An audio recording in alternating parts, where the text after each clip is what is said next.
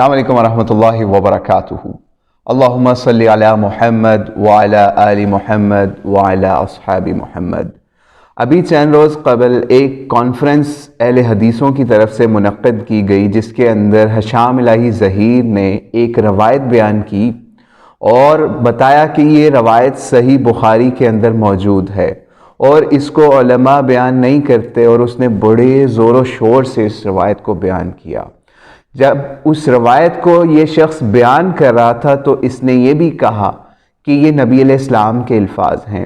تو پہلے اس کے الفاظ سن لیجئے کہ اس نے نبی علیہ السلام کے اوپر کیسے جھوٹ بولا، صحیح بخاری کے اوپر کس طریقے سے جھوٹ بولا، اور پھر ہم اس روایت کی اصل حقیقت آپ کے سامنے آشکار کریں گے، تاکہ اہل حدیثوں کو معلوم ہو کہ ان کے ساتھ کتنا گھناؤنا کھیل کھیلا جا رہا ہے۔ جو کام پہلے منکرین حدیث کیا کرتے تھے کہ وہ اپنی مرضی کے مطلب نکالا کرتے تھے احادیث سے، وہ آج علی مرزا کے بغض کے اندر آ کر حدیثوں کے وہ مطلب لوگوں کو بیان کر رہے ہیں، اور علماء کی موجودگی میں بیان کر رہے ہیں، لیکن کسی کے منہ میں ایسی زبان نہیں تھی وہاں اہل حدیثوں کے علماء کی موجودگی میں کہ کوئی اس بندے کی زبان پکڑ سکتا کہ بھائی تو کیا بیان کر رہا ہے اور نبی علیہ السلام کا کیا بیان ہے۔ تو پہلے یہ روایت سن لیجئے ان کے منہ سے، پھر ہم آپ کے سامنے ترجمے لگاتے ہیں انہی کی جماعت کے، تاکہ آپ کو پتہ چلے کہ ترجمہ اصل میں اس روایت کا کیا تھا اور اس کا فہم کیا ہونا چاہیے، اور محدثین نے اس کا فہم کیا لیا۔ اہل سنت کا لبادہ اوڑے ہوئے ایک جہلم میں بیٹھا ہوا رافضیوں کا ہمنوا ہے، ہر وقت امیر معاویہ کے خلاف بکواس کرتا ہے، سیدہ ہند کے بارے میں بکواس کرتا ہے، سیدنا ابو سفیان کے بارے میں بکواس کرتا ہے۔ کیا آپ نے بخاری شریف لوگوں کو مغالطہ ڈالے گا کہ میں دلائل حدیث کی کتابوں سے دے رہا ہوں؟ میں بھی آپ کو آج بخاری شریف کی ایک حدیث بتا کر جانا چاہتا ہوں۔ سیدہ ہند رسول اللہ کی بارگاہ میں آئی تھی اور رسول اللہ صلی اللہ علیہ وسلم کو آ کے یہ بات کہی تھی کہ اے اللہ کے رسول، جب ہم نے اسلام قبول نہیں تھا کیا تو آپ ہمارے لیے ایسے تھے ایسے تھے ایسے تھے، معاذ اللہ، اور آج جب اسلام قبول کر لیا ہے تو آپ سے زیادہ اعلیٰ، آپ سے زیادہ افضل، آپ سے زیادہ بہتر۔ اٹھائیے بخاری، نبی کریم کے خاندان کی تعریف کر رہی ہے، آپ سے بہتر آج کے بعد ہمیں کوئی نہیں لگتا۔ رسول اللہ نے یہ باتیں تو علماء بیان کر دیں گے، لیکن جواب میں جو رسول اللہ نے سیدہ ہند کو کہا، اور لوگوں کو تکلیف ہوتی ہے، سیدہ ہند کہہ رہا ہے، سیدنا ابو سفیان کہہ رہا ہے، اور تم نے اسلام کو کیا سمجھا ہے؟ تم نے ایک مذاق بنایا ہوا، جس مرضی نبی کے رشتہ دار کے اوپر ہردہ سرائی کرو۔ یہ ایسے بدبخت ہیں، رسول اللہ کے 3 سسر ہیں، ابو بکر، عمر، ابو سفیان، معاذ اللہ، تینوں برے، معاذ اللہ، معاذ اللہ۔ نبی کی 3 بیوی ہیں، عائشہ، حفصہ، ام حبیبہ، تینوں بری۔ نبی کے داماد 2 بیٹیوں کے عثمان، وہ بھی برے۔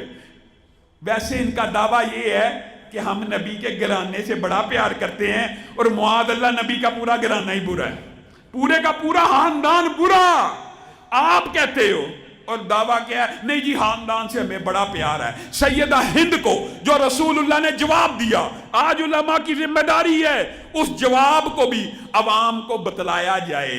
رسول اللہ نے کہا، اے سیدہ، جیسے آپ نے کہا کہ اسلام قبول کرنے سے پہلے میں آپ کے لیے ایسا تھا ایسا تھا ایسا تھا، تو اللہ کی قسم میں محمد صلی اللہ علیہ وسلم بھی آپ ہی کے الفاظ کہتا ہوں کہ پہلے جب آپ نے اور آپ کے خاندان نے اسلام کو قبول نہیں تھا کیا، آپ کا خاندان بھی ویسا تھا جیسے آپ نے کہا۔ اور پھر اگلی بات کیا کہی؟ یہ رسول اللہ کا فرمان ہے۔ اگلی بات یہ کہی کہ اسلام قبول کرنے کے بعد جیسے آپ نے کہا کہ میں سب سے اعلیٰ، میں سب سے افضل، میں سب سے پسندیدہ ہو گیا، تو میں محمد صلی اللہ علیہ وسلم بھی آپ کے خاندان کے بارے میں یہی جذبات رکھتا ہوں۔ بتائیے کون سی دشمنی، کون سی نفرت، کون سی عداوت، کون سا بغض؟ یہ رسول اللہ سیدہ ہند کو کہہ رہے ہیں جیسے آپ میرے بارے میں کہتی ہیں وہی الفاظ میں آپ کے خاندان کے بارے میں کہتا ہوں جتنا افضل اور پھر وہ اب کیا کہا جائے ایسا جی تو آپ نے ملاحظہ کر لیا کہ اس شخص نے اس حدیث کا کیا فہم لیا اور اس کو کس طریقے سے اپنے رنگ میں ترجمہ دے کے بیان کیا، اور نہ ہی اس شخص نے حدیث کا نمبر بتایا کہ صحیح بخاری میں کس نمبر پر یہ روایت موجود ہے۔ تو ہم آپ کو نمبر پہلے بتا دیتے ہیں، پھر روایت بھی آپ کے سامنے لگا دیتے ہیں۔ جو روایت اس نے بیان کرنے کی کوشش کی اصل میں وہ 3-4 نہیں بلکہ 5-7 مقامات پر مختلف طریقے سے صحیح بخاری کے اندر درج ہوئی۔ اس میں پہلا نمبر ہے 2460 نمبر، 5359 نمبر دوسرا، پھر اس کے بعد 5370، 6641، 7161، 7180 اور 3825 نمبر پر بھی یہ روایت بیان ہوئی۔ اب ہم آپ کے سامنے یہ سب کی روایات کو اگر ہم جمع کریں تو اس میں جو 3825 نمبر روایت ہے وہ اب آپ کی سکرین پہ بھی آ رہی ہوگی۔ آپ اس میں پڑھ لیجئے کہ نبی علیہ الصلوۃ والسلام کا کتنا سا اس میں بیان ہے اور ہند کا کتنا اس میں بیان ہے۔ تو 3825 نمبر روایت کے اندر ہم آپ کو ایز اٹ از پڑھ کے سناتے ہیں کہ عائشہ رضی اللہ تعالیٰ عنہا نے بیان کیا کہ ہند رسول علیہ السلام کے پاس حاضر ہوئیں اور کہنے لگیں یا رسول اللہ، روئے زمین پر کسی گھرانے کی ذلت آپ کے گھرانے کی ذلت سے مجھے زیادہ خوشی کا باعث نہ تھی، لیکن آج کسی گھرانے کی عزت روئے زمین پر آپ کے گھرانے کی عزت سے زیادہ میرے لیے خوشی کی وجہ نہیں۔ تو اس پہ نبی علیہ الصلوۃ والسلام نے فرمایا اس میں ابھی اور ترقی ہوگی، اس ذات کی قسم جس کے ہاتھ میں میری جان ہے۔ پھر ہند نے کہا، ابو سفیان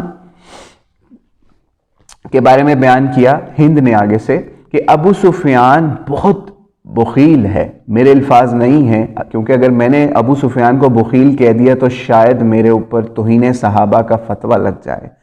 تو ہند نے کہا، ترجمہ بھی آپ کے سامنے کہ ابو سفیان بہت بخیل ہے، تو کیا اس میں حرج ہے کہ اگر میں ان کے مال میں سے بال بچوں کو کھلا پلا دوں؟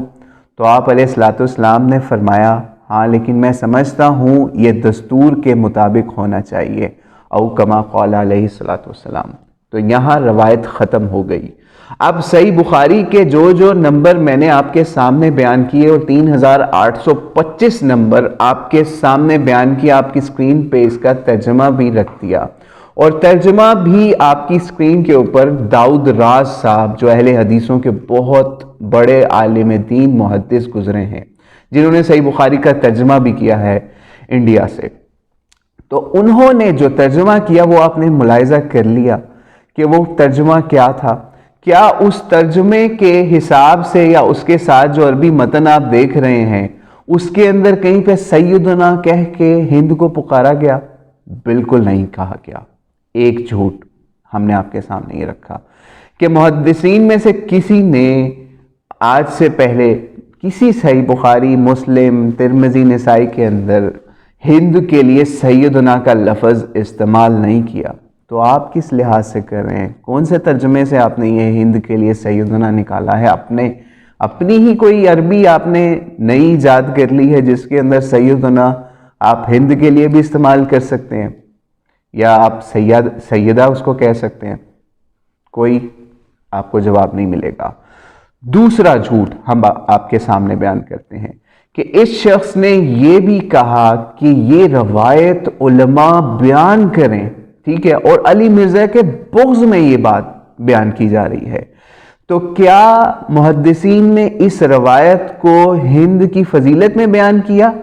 آپ ابواب دیکھ لیں صحیح بخاری کے، اس کے اندر کہیں پہ باب ہے کہ جناب کسی عورت کا شوہر اگر غائب ہو تو اس کی عورت کس طریقے سے خرچ کرے، اولاد کے خرچ کا بیان کہیں پہ آپ کو نظر آئے گا۔ کہیں پہ نبی علیہ السلام کس طرح قسم کھاتے تھے اس کا باب باندھا ہوگا محدث نے۔ کہیں پہ باندھا ہوگا کہ قاضی اپنے ذاتی علم کی روح سے معاملات میں فیصلہ دے. ایک طرفہ فیصلہ کرنے کا بیان، یہ 7180 نمبر روایت کے اوپر باب باندھا، وہ یہ تھا کہ یک طرفہ فیصلہ کرنے کا بیان. کیونکہ آپ کو پتہ ہے نبی علیہ السلام نے صرف ہند کو سن کے یہ فیصلہ کیا، یا اس کو یہ مشورہ دیا، یا اس کو کہا کہ تم اپنے بچوں کے لیے جو خرچ کر سکتی ہو وہ کر لو، اس کے علاوہ نہیں آپ کو اجازت، یا معروف طریقے سے خرچ کرو. تو یہ روایت تھی اس چیز کے اوپر کہ ابو سفیان بخیل شخص ہے، اس کی بیوی آتی نبی علیہ السلام کے پاس اجازت لینے کہ میں بچوں کے لیے خرچ کر لوں اس کے اوپر، اور اس میں ہند کے خاندان کی فضیلت نبی علیہ السلام نے نہیں بیان کی، بلکہ اپنے خاندان کے لیے بیان کیا کہ تو اگر پہلے ہمارے خاندان کے بارے میں برا سوچتی تھی، آج اگر تو اچھا سوچ رہی ہے تو اس میں مزید اللہ تعالیٰ اضافہ کرے گا.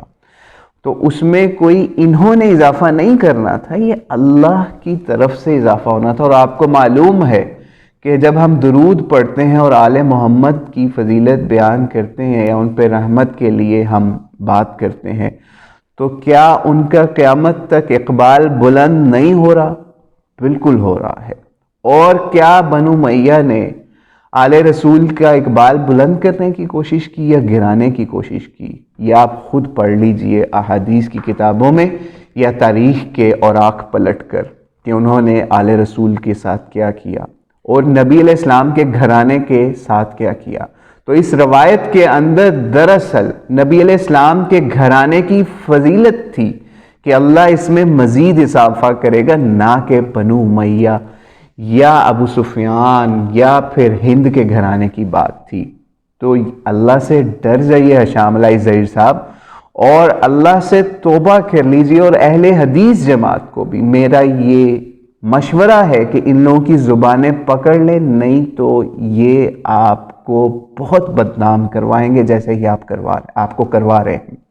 تو اللہ سے دعا ہے اللہ ان کو عقل، فہم اور حکمت عطا کرے، اور حدیث کا وہ فہم لیں جو محدثین نے لیا، نہ کہ یہ علی مرزا کے بغض میں وہ فہم نکالیں جو ان کا اپنا دل کرتا ہے یا ان کو شیطان وہ فہم سجاتا ہے. السلام علیکم ورحمۃ اللہ وبرکاتہ.